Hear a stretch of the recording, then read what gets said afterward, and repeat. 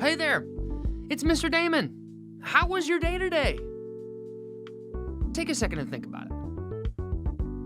Now, maybe your teacher gave you homework that you didn't expect, or maybe you lost the sport event, soccer game, football game, tennis match, golf match, bicycle race, horse race, dog race, I don't know. But whatever competition you're in, maybe you lost instead of won, and that's never fun. But no matter what happened to you today, it probably wasn't as bad as the day that Paul had in our story tonight.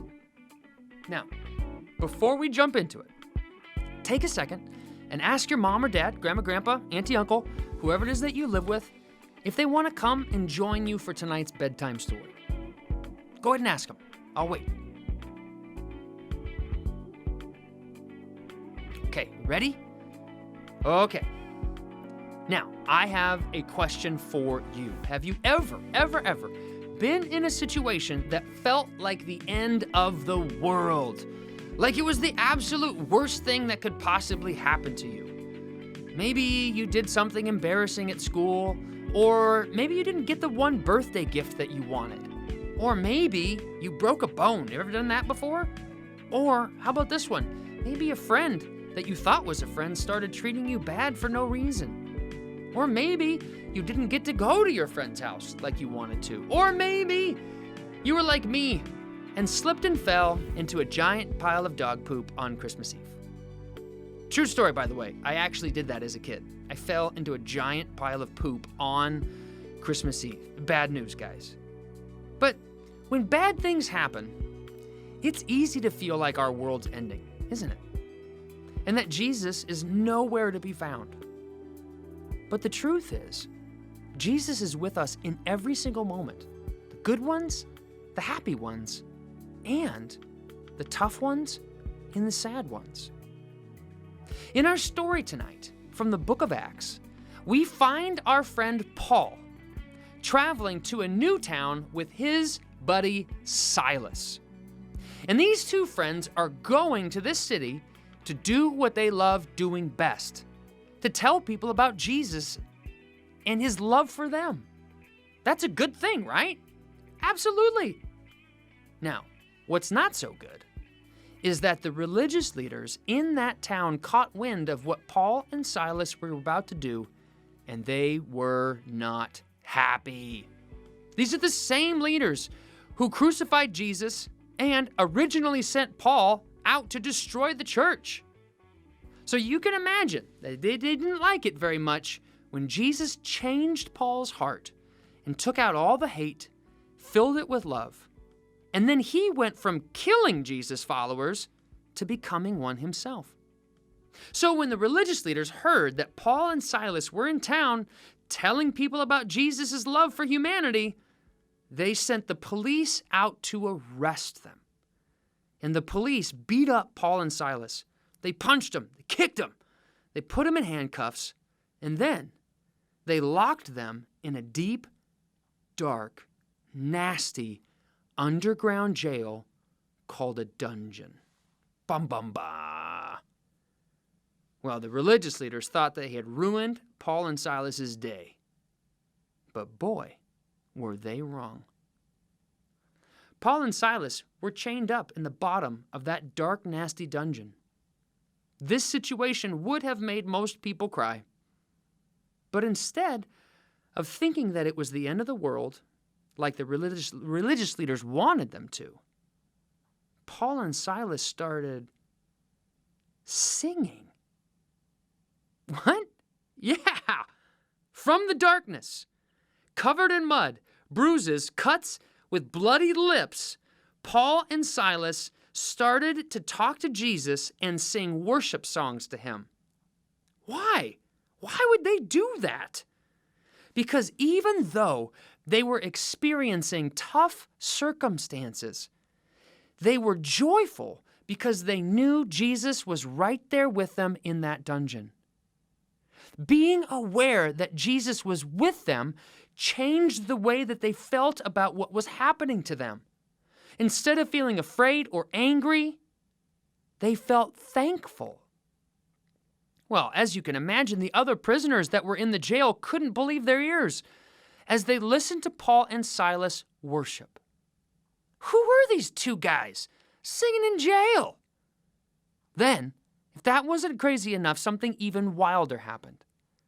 Because suddenly, the ground in the dungeon began to shake. Dust began to stream down from the ceiling. The metal jail doors began to clang on their hinges, and an ear-splitting roar filled the jail. It was a huge earthquake, and the jail shook so violently, it felt like the whole thing was about to break apart. But instead of collapsing on all the prisoners, all of the prison doors flew open, and the prisoners watched as the handcuffs fell off of their wrists and their ankles. It was as if some invisible person unlocked all of the chains at the same time. Now, when the man in charge of the jail felt the earthquake, he grabbed his sword, lit a torch, and ran down the worn stone steps into the dark dungeon. And when he saw the jail doors open, his face turned pale and white. All of the prisoners have escaped, he thought. And then, out of the darkness, came a voice. No, we haven't. It's okay, we're still here. It was Paul. The jailer was so amazed that nobody had run away, he ran down to the end of the dungeon and fell down on his knees in front of Paul and Silas and said, Now I know that the Jesus you worship is real, and I want to know him just like you do. Tell me, what do I need to do in order to be good enough to become best friends with him? And Paul looked at him and smiled and said, You don't have to do anything. Just believe in Jesus, and you will be rescued from sin and become best friends with him just like we have. And then Paul and Silas explained to the jailer that Jesus loved him and died for him, and that he didn't have to do anything to try and impress God. And that night, the jailer and his whole family put their trust in faith in Jesus and became Jesus followers themselves. Paul and Silas baptized their entire family in water, and the jailer cleaned the blood out of Paul and Silas's cuts. He took them into his own home and gave them a meal and treated them well. He was so happy that he and his family were now best friends with Jesus. Paul and Silas knew, no matter how bad their circumstances seemed, Jesus was right there with them. And if Jesus was with them, then we can know he is with us in tough circumstances, and that he is going to work things out for good. So tomorrow, if something happens that you don't like, stop and remember. Ask Jesus for help. And remember that he's with you. He cares about the littlest things in your life. And if you're feeling sad, he cares about that.